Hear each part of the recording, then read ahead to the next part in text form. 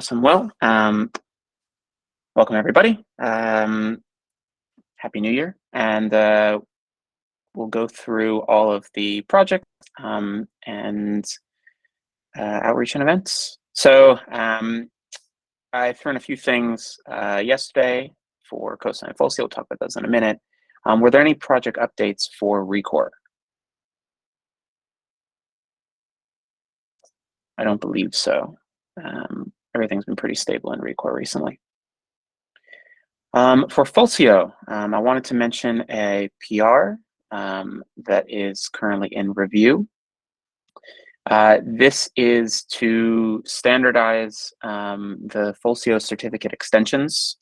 This came off of a separate issue to try to standardize the CI claims for, the OIDC claims for CI systems like GitHub Actions or Circle CI.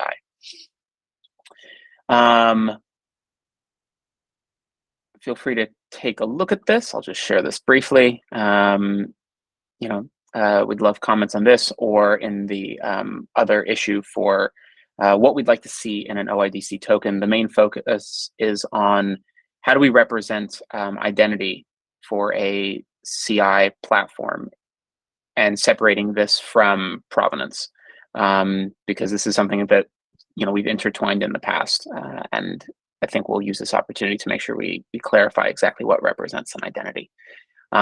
So this will be open for a little bit. Please do take a look and let us know if you have any thoughts. Yeah, real quick question on that one. So I know there was some discussion between the sort of various options of just the spectrum runs from like let each provider kind of live in its own universe and operate totally independently to force all providers to use exactly the same set of extensions and a bunch of in-between options. So roughly where did we land on that spectrum? The way I'm viewing this, at least, is ideally other CI platforms are going to be able to use the proposed options. So for example, here, these are some of the values that GitHub currently puts in its token, and these are some values that we'd like to see with maybe different names.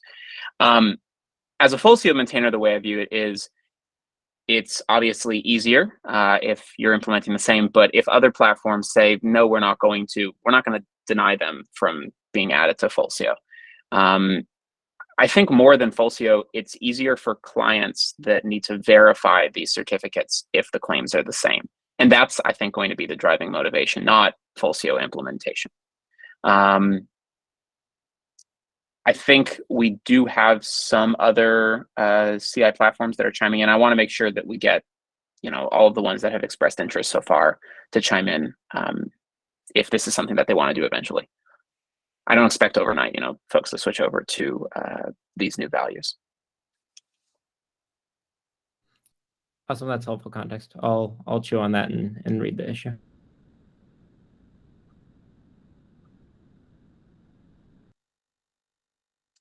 Awesome. Going on to Coastline. Priya, did you want to mention the release candidates? Yeah, so we have one release candidate from a couple weeks ago for our 2.0 release. I think that we're probably about ready to do the next one because I think there's already breaking changes from just RC0 to RC1.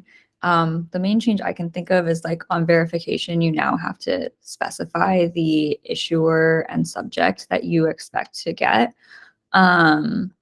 So yeah, I think probably a RC1 release this week or early next week is probably a good idea.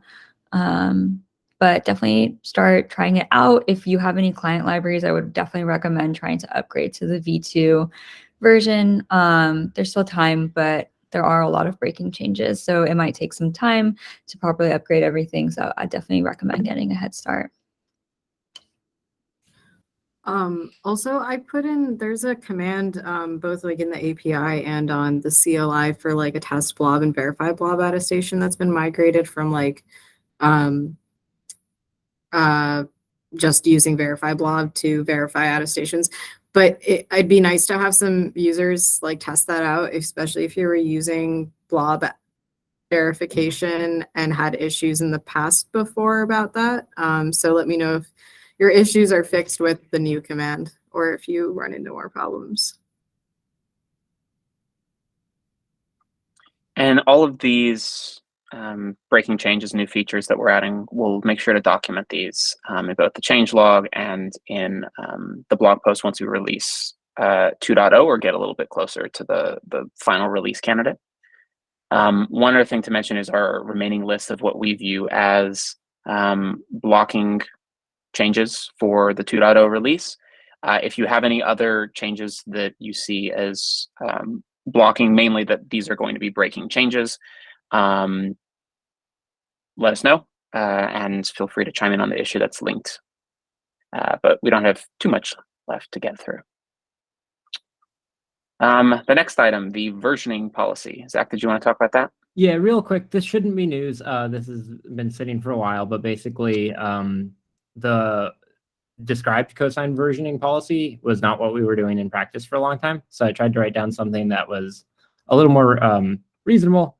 Of note is that we're not going to be following strict SEMVer for CLIs, which is actually really quite nice for this 2.0 launch. It means that we don't have to get every possible breaking change in right away for 2.0. I still think you know, as many big changes should go into the 2.0 as we can, but yeah, and the reason for that is basically just that I don't think this is maybe my little pet view here, but I don't think SEMVer makes a ton of sense for applications. I think in practice that always winds up, this is why your browser is at version 400 or whatever it's at. Like they want to make breaking changes way too frequently, and that's a worse user experience in my mind than just having a sensible deprecation policy that lasts you know, several months or several releases or what have you. So feel free to go ahead and give that feedback. But I'm planning to merge the new versioning policy and then put some infrastructure in place to enforce it starting end of this week. Yeah, and folks have mostly had a chance to look at it.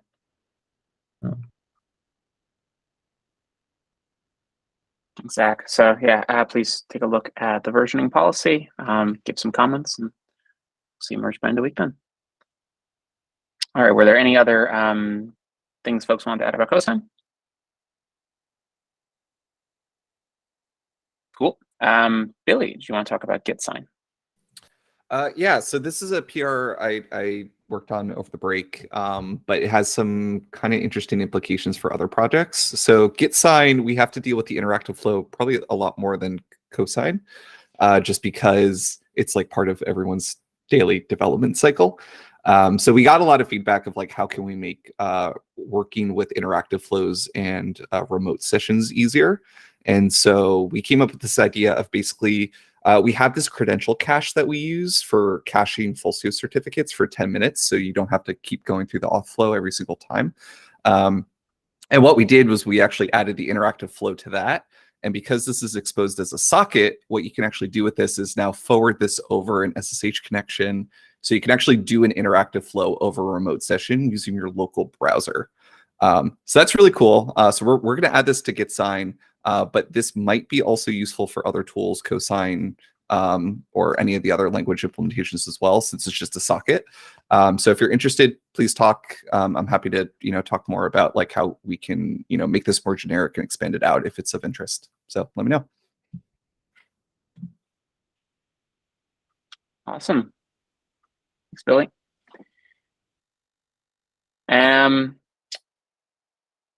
The timestamping authority. Meredith, do you want to give the update here?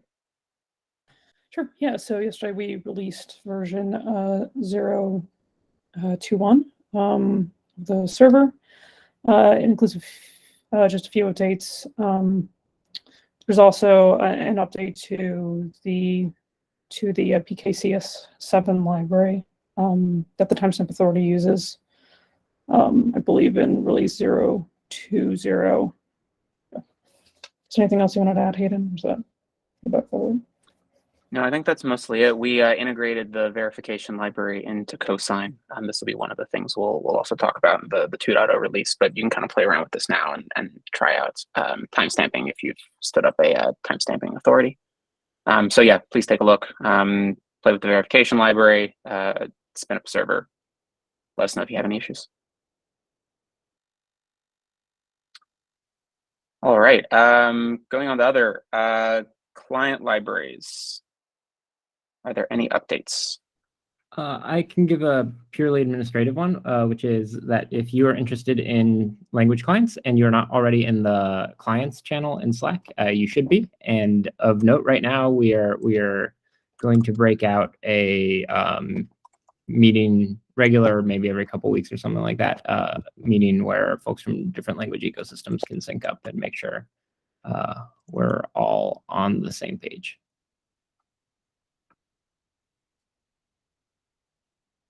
Awesome.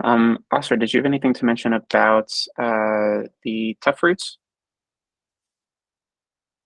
It kind of preliminary, I guess. I'll just give people a heads up. There's a V6 milestone here that I can put into the doc. I created this week to track a next root signing event that I'm hoping to target in like 5 weeks or something. So root key holders as well. Just a heads up. I'll look at scheduling that pretty soon this week. And what the main mission here is that it will include the targets that we have serialized to the trusted root protobuf that's defined in protobuf specs. So this way, instead of collecting one target per instance of the T-log or full CO or CT, all that information is collected into a single file. So you can grab that, unmarshal it, and use each of the components with a lot of metadata surrounding its usage. So that should hopefully be an improvement if clients want to test that out early. So yeah, that's the only update. Let me know if you want to take a look at that milestone for any issues. Yeah, give me 1 sec to just link it in. Awesome. Thanks, Astra. Doc updates. Zach, do you want to mention architecture docs? You'll sense a theme about how I've been spending my time. If you're interested in architecture docs, which is sort of us writing down some specifications for how everything works, join the architecture docs channel in Slack. And also, we are currently scheduling a meeting for the new year for folks interested in architecture docs.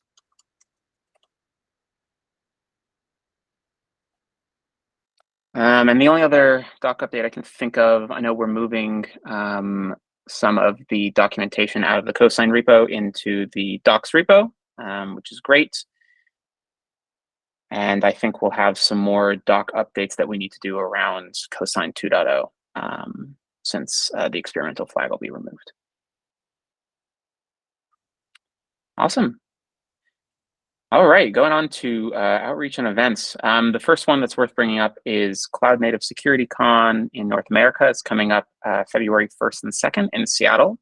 I think a number of folks from the Sigstore community will be there. And I wanted to give a shout out to a number of folks within the Sigstore community who got talks accepted. So congrats to everybody. There are a lot of interesting talks in the supply chain track.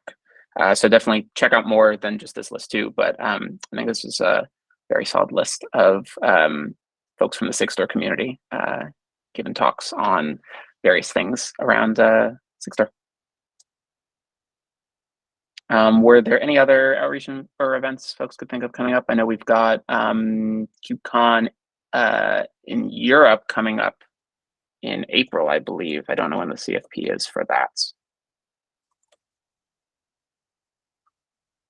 The CF. We're going to hear about the schedule pretty soon.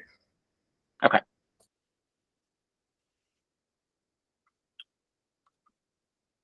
Cool. Blog posts. So we've got a couple blog posts that were written end of December. If you'd like to take a look, there's the December roundup, just going through all of the other blog posts that were written last month. And I wanted to shout out a recent blog post that went up that Zach authored that discussed a academic paper that was written that discussed a little bit about Sigstore, and we wanted to clarify some of the details and talk a bit about why Sigstore is designed the way it is. I think this is a really, really great blog post to take a look at, especially if you're new to Sigstore. And even if you're not, it talks about why a lot of parts of Sigstore are the way that they are. So take a look. I think there's some discussion in Slack too about it. Zach, I'm not sure if you had anything else you wanted to add there. No, my minor point, which is that there was some discussion in NPM world about this preprint, the paper that this blog post is in response to, and which is sort of making an argument that they shouldn't be using Sigstore. I think this post clears up why, in fact, it remains a good idea. And so I think that's been more or less settled over. Even the author of that original proposal, I think, has withdrawn the proposal. So I think that's pretty settled, which is nice. Also, I've heard feedback that some folks are hearing these things that are in this post for the first time in this blog post, which is an indication that we need to spend a little bit more time on our general docs. So hopefully some of, and all of that, I would be happy for people to crib and copy paste into docs in a way that made sense. And if you have any points that you're going over the docs, you see this doesn't make sense, or I think we could be more detailed, feel free to file issues really anywhere. You can file them in the docs repo. You can file them in cosign. We'll reroute them, or just come chat on Slack. We'll make sure an issue gets filed. If you have any case studies, feel free to message Tracy, who's the normal chair of this meeting, or submit interest on this doc. Those will go into a blog post and then wind up in the roundups. I don't think there's any updates here. I think this might have been from last time, but we have a OpenSSF landscape page for Sigstore. Talks about the projects and the various integrations and who's using Sigstore. If you'd like to be included, believe Tracy is the right person to message about that. I see nods. So yeah, ping Tracy about that. Sweet. We're now on to the any other business section. Is there anything else folks wanted to chat about?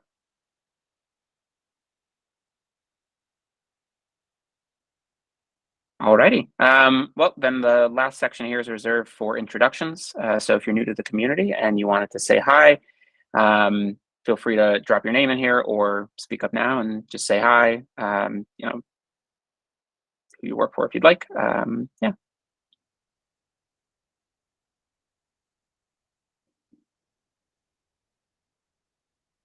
Alrighty. Well, as always, if you'd like to come hang out, chat with us on Slack, or hop on to one of the repos and chat with us on the issues. Happy New Year. Thanks, everybody.